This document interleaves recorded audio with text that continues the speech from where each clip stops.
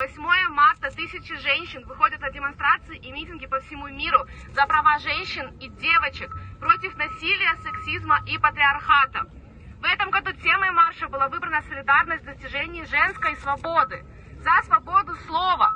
Патриархат в обществе в лице власти все сильнее давит на женщин, забирая у нас самое ценное – свободу слова и выбора.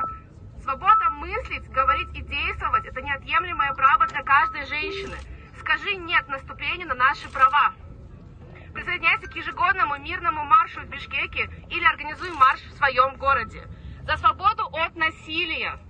Кыргызстан – самая небезопасная страна для женщин в Центральной Азии. Низок уровень судебной справедливости. Лишь 2,5% судебных исков по насилию над женщинами. Виновники были привлечены к ответственности. Хотя по данным МВД за 2021 год зарегистрировано более 10 тысяч случаев фактов домашнего насилия.